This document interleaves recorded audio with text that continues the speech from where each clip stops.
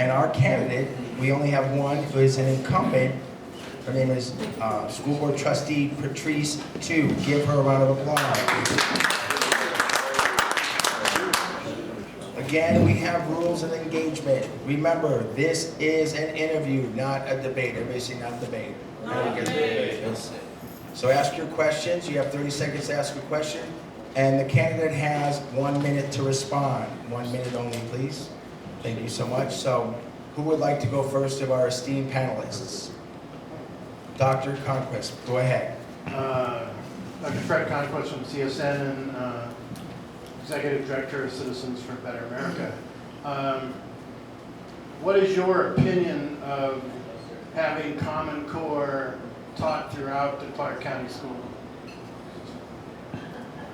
I think it's been a bit of a travesty that this was a federal mandate. I'm sorry that a program was put forward where we didn't adequately prepare our teachers. I think probably all of us agree in competency and increased rigor. I think the way that this came down, I think the way it was rolled out was very unfortunate. We'll have to get closer to the microphone when we're recording this. We can bring it up to you. 5'10" needs a little different adjustment. Okay, next panel. Tell us your thoughts on campus carry, and do you support teacher carry in K through 12? I think for those who have that concealed weapons license, I think that ought to be permitted. I think it ought to be indicated to the principal that there is a carry, just out of deference to a principal knowing what's on campus. But I do believe in that. Thank you. Next panelist, please. Hi. Hi, Patrick Llewellyn, Veterans of Politics. I myself have 3 kids in the public school system. It seems like as far as the technology that they have access to at the school is less than what they have access to at home or through their games or anything. What is the plan or the measures in place to get just the cutting edge level of technology at all the way down to kindergarten, first grade, and through the 12th grade, please? So I think the intent is to have a 1-to-1 ratio. A lot of that depends on funding. Our Title I schools don't have that problem with technology because they get federal funding, whereas those schools who are not qualified as Title I, it is more difficult. One of the things that is bright in the future is that there are the 21st century learning. There's things like blended learning, where online learning and the computer technology that you're talking about is part of it. But the way the classroom is run, it can sustain that kind of aggressive learning with a 1-to-3 ratio. So that kids are active participators, they're not always on the computer, but it's a rotational model. So the difficulty in technology is that over the last 20 years, we've spent $60 billion on technology. Time. Yeah, finish your thought, please. And that it hasn't really moved the student achievement dial. So there are other things that need to be done to enhance student learning. Next panelist, go ahead, please. My name is Sid Batar. My question is, what's your opinion on cultural Marxism and political correctness in our education system? I think that all the kids and the staff, I think that teachers need to feel like they're in a safe and respected environment. And I think that everybody needs to feel like they have a place at the table in order to say what they say, or need to say. I think we all represent diversity of one kind or another, whether it be cultural, ethnic, religious, or not religious. And what we need to do is respect those differences equally. Thank you. Good afternoon, Ms. Tew. My name is Robert Faust. Where do you stand on the school vouchers? Are you for them or against them? I love the idea of parent voice, and choice. I think that because I am a constitutionalist, because I believe in the Constitution of Nevada, as it's written right now, that the funds of Nevada are to support public schools. So it's a hard road that's being tread right now in terms of vouchers and privatization of funds following children to private. Because I look at that Constitution and I believe in public education. That being said, that's not to say that something in the future can't evolve as perhaps languages change in the Constitution. Hi, I'm Scott Lofato with Citizens for a Better America. My question is just simply, what is the #1 issue that you will address if elected? So the thing that I think is so critical and is an untapped gold mine is parent engagement and community engagement. And when you see schools engage their parents and engage the families in helping their children, it knocks it out of the park. Schools that have high poverty, schools that have high ELL, schools that have parents who are working 2 and 3 jobs, and that the kids are low performing, that they're 2 and 3 grades below proficiency. You teach those parents you teach them the tools and how to reinforce what's being taught in the classroom, in the home, and you watch that student achievement rapidly grow up. So parent engagement is my #1 focus. Very good, thank you very much. All right, that concludes our panelists. Do we have anybody in the audience out there who would like to ask a question?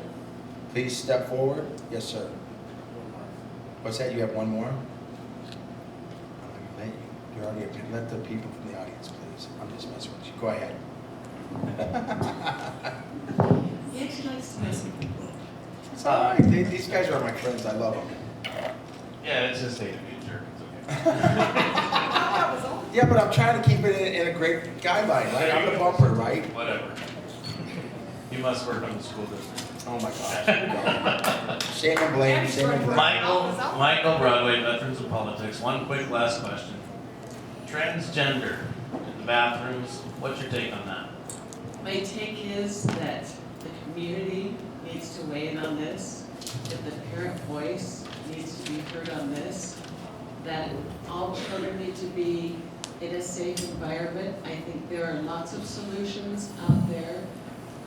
Right now, our new elementary schools are being built with the male and the female bathrooms and a family bathroom, so that anyone can go to that family bathroom. So there are solutions out there. I think that if we don't listen to the community and our family voice, then I think we make a big mistake. All right. Anybody from the audience? Let's get the audience first, panelists. And we I have have a a short question. time. You have another question? Yes, I And have a please come up to question the for mic. you. State your name, your question, and our candidate will have 1 minute. Okay, my name is Claudia Thomas. I'm a grandma in this area. And here's my question for you. You had mentioned earlier about situations where in a classroom you have children that are really, really struggling and not keeping up with the expectations of that grade level. What's the policy in CCSD for passing those children along to another grade level when they're not really prepared for it? And then hence the effect it has on the children that are prepared for it now being slowed down or neglected because we have to attend to those that aren't quite ready for it. So probably some of the most exciting legislation that came out in 2015 was the 3x3 legislation, which put more resources into that critical age when we talk about kids who from pre-K to 3, they're learning to read, and then at 3, they're reading to learn. And so extra funding has been critical, and we're very excited about that because there's more personnel, there's more funding on a state level and a federal level. I think that I mentioned that blended learning that actually allows the teacher to see the gaps in the individual child's learning. Blended learning is something that is student-centric, and they go forward at their own pace, place, and time. I know that I'm not giving you very much instruction, but it is so exciting on how we can close the gaps that you're talking about. Time. You can finish up your thought, please. Well, just that the idea of kids being automatically promoted, that has to be watched. We don't automatically retain them, but we need to monitor their student achievement in their growth too. All right, so I'm gonna, you have one more question? Yeah. Keep it simple, please. Okay. I teach a lot of the students that come out of CCSD, and the one thing I find is they haven't really read a lot. I asked the question, how many books have you read that's not part of the textbook? And some people said 0 for the whole of high school. How can we improve the learning through what worked for 500 years that we're seemingly just dissing away? So can I just ask, is it books of their own choosing or even novels on a school level? Novels on a school level or books of their own choosing?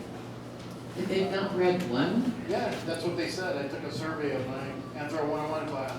Wow, because I know that according to the curriculum and to what teachers' syllabi are saying, that the books are there to be read, and so I don't know if they're somehow not.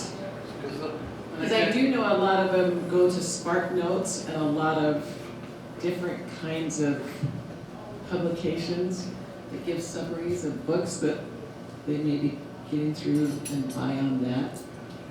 Because, no, just a Remember, it's not quick debate. follow-up. It's not debate. It's not a debate, just a No, question. just a quick follow-up. Okay. For example, like I asked him, have you read Homer's Iliad? No. Have you read Robinson We grew up Crusoe? on, isn't it? You know, and these guys are going, and I'm going, I don't believe, how can this be?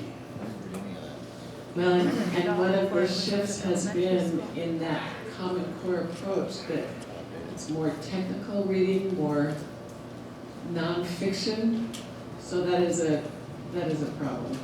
All right, that'll conclude. We're going to give the candidate 1 minute to say why she wants to be elected. So the floor is all yours, Trustee. Thank you. I think that on the basis of having built a lot of relationships of trust and a willingness to listen to staff, to teachers, to principals, and especially to parents and community members, that dialogue and that willingness to listen and to make the amalgam of what this community needs to do to address their problems is critical. I will always advocate for parents and family engagement. I will always advocate for teachers, for retaining and encouraging teachers to come here. They are a critical component with our families, and I will always advocate for transparency and to be accountable for what we do. So in my vote, candid and honest is really instructive for me. Even though we didn't have a debate, I don't mind hearing what's in your mind and in your thoughts. So thank you for your time. All right, give her a round of applause. So this will conclude our School Board Trustee District E interview. Again, let's give another round of applause for Trustee Tew.